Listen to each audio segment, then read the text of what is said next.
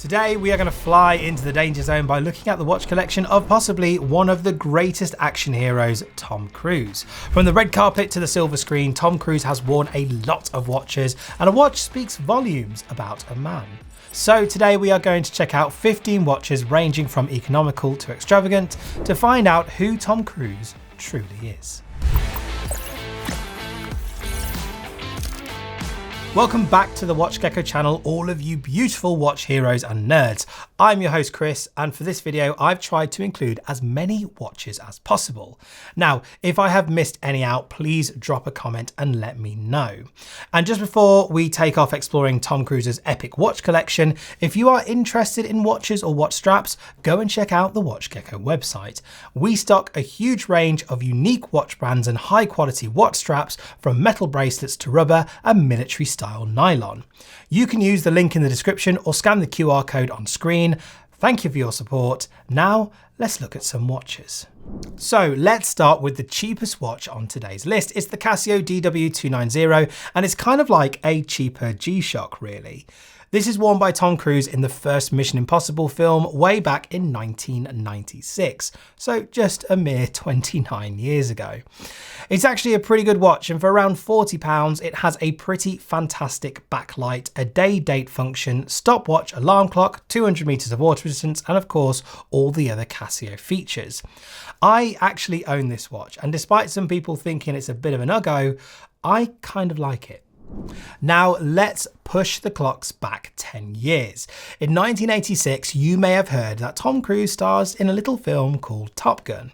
In the film, during his Top Gun naval flight training, Maverick wears this, the Porsche Design Chronograph 1. It's a PVD all black affair and looks properly military and pretty badass. I've only ever seen one for sale online recently. It's starting at around $4,900 on eBay, so perhaps it will go from anywhere between £6,000 to £8,000, but that is a guess, I suppose. If you want something flashy, then take a look at this. The Rolex Day-Date 18238, as worn by Cruise 2 years after Top Gun in the critically acclaimed Rain Man. And it's a perfect 80s sales and finance guy watch, in my opinion. Now, I've seen various years and conditions of this Rolex Day-Date, starting at £6,500 and going up to like £15,000. It's a seriously cool, albeit a little ostentatious watch. Now, jumping out of the movies into the Cannes Film Festival, where Tom wore this, the Vacheron Constantin Overseas Perpetual Calendar Ultra Thin. This is a 8.1mm thick watch, and it's made entirely of 18 karat white gold, and it is one hell of a beauty. Again, I've only ever seen one of these for sale online, and it was about £100,000. It has a subdial for the day, date and month, and even a moon phase, plus the perpetual calendar that will run until 2100. Next up we have this, the Cartier chronograph W71000045, a watch Cruise wore extensively while promoting Top Gun Maverick. It is a nice chronograph here, half Roman numerals and half baton indices. In addition, you have two subdial registered centrally at the 3 and 9 o'clock, and a very nice date window at the 6. In sharp contrast to the previous entry, this one isn't as expensive. In fact, you are looking at between £2,500 to £3,000. So a pretty far cry from 100 grand. So this next watch is one that Cruise has been spotted wearing in his normal daily life. It is the Rolex Datejust with Roman numerals, a smooth bezel and a 3-link oyster bracelet. This is a fantastic watch, and actually a bit of a sleeper Garda watch if you want a Rolex but don't want to follow the trend of Explorers or Oyster Perpetuals. This is a noughties watch, so it's going to have more modern stylings along with more modern specs. Great watch here, and you can get one for between £6,000 to £7,500 grand. So let's stick with Rolex here, and another watch spotted on the star's wrist as the Sky Dweller. This is the larger Rolex at 42mm, but of course not massive and not unwearable. You have the ability to wear this on a Jubilee or Oyster bracelet and with a black sunburst dial. I like the Sky Dweller series, and the price range is from between £7,500 to £12,000, again dependent on condition. But if you think the Sky Dweller is a big watch, then this next one will blow your tiny mind. It's the Panerai Luminor Marina PAM 00299, a fantastic, bombastic military watch with heaps of water resistance and a lot of style. At 44mm wide, it's a big boy and it's a Panerai, so the design is an absolute classic. This one should be around £4,500 to £6,000. Oh God, it's another Rolex. Well, at least I've spaced them out. This time we have a blue dial Rolex GMT Master 2 126719 BLRO, also known as the Pepsi.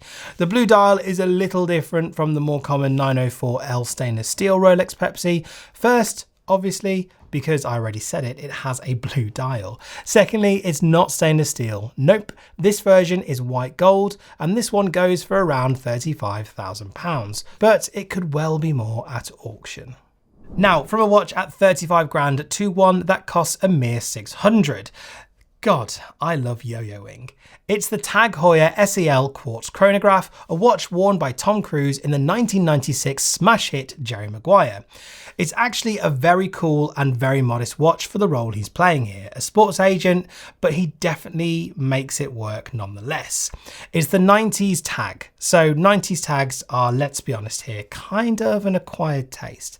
But if you like the design and style, you can pick these up at a real bargain nowadays. It's the British Invasion. Well, maybe not an invasion, as we just have two watches on this list that are British brands.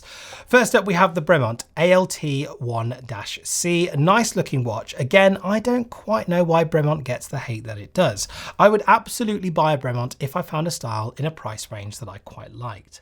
This is quite a traditional layout with the date at 6, subdials at the 3 and 9, and it's a nice contrast of grey dial with the silver to white subdials. It's very militaristic and not too bad at around £4,000 to £5,000. The second watch on this list is a bit more insane, so please excuse my puzzled look when I show you this. The Graham, which also happens to be the name of my cousin, by the way, and also the Chrono Fighter Diver. Honestly, my first thoughts when I briefly glanced this was, wow, Tom Cruise wears an Invicta? But then I read the article on this watch on Wrist Enthusiasm and realised that it was in fact a Graham. Look, it's not for me, but if you like it, more power to you. I think you can find this for around £9,000. Why you'd spend that much on a watch like this is beyond me, but there you go. I will say this though, I don't mind the trigger and crown guard. Now, from in your face to definitely more subdued and, well, quite frankly, gorgeous, we have this, the Cartier Santos WSSA 0018. For about £7,000 to £8,000, this is the largest size in the classic stainless steel with the date at 6. For me, this is one of those ultimate grail watches for almost any collection, myself included. Love it, love it, love it. Now, you may think me weird for saying this, but I actually prefer this watch to any chronograph from Tudor's current lineup. It is this, the Tudor Heritage Chronograph M70330. I think this was on Cruise's wrist in the Mission Impossible sequel Ghost Protocol, and it's a stunning chrono. It's obviously racing inspired, it's not trying to homage its bigger brother Rolex, by the way, it's just doing its own thing, and I really like that. The dash of orange on the black dial and the symmetrical date at 6, I reckon if this was in the modern lineup, it would sell bucket loads. Well, unless there's some sort of waiting list. God, I hope not. This one can be yours for around £4,000 on the second-hand market, so bosh, lovely. But I think there was only one way that we could legitimately end this list today, and it was by introducing this, the OG chronograph, the one that makes all other chronos quiver in their watch boxes and winders. It's the Rolex Daytona Panda, the 116500LN, a watch Cruise has worn on multiple occasions, either by doing press tours, attending events, or I suppose just waiting in line for the mothership to take him home. Jokes aside, this one is the ultimate of watches, really. It is the 2016 version, or at least from the 2016 onwards line. And to be honest, this is such an iconic and coveted design, it's hard to believe that initially the Daytona, or I guess the Cosmograph as it was originally called, wasn't really considered desirable or even successful. I've actually seen stories online of how people used to basically get them for free years ago when they bought a Subby or a Datejust, and whilst I'm not sure how true that is, it still goes away to explain, or illustrate rather, how unpopular this watch originally was. Absolutely crazy to me. Well, nowadays, you definitely won't get this one for free, far from it. If you're planning on getting one, you're going to be looking to spend around £14,000 or more. So there you have it, watch nerds, a relatively longer list of an impressive watch collection from Tom Cruise. I have to say, I had my reservations going into this one. Not sure why, but I have to admit this is probably one of the best collections I've reacted to so far. What do you think? Let us know in the comments below. Also, if you want to see more of this type of content, subscribe to the channel, leave this video a like, and tell us what you'd like us to do next. Take care, watch nerds, and I will see you all in the next video.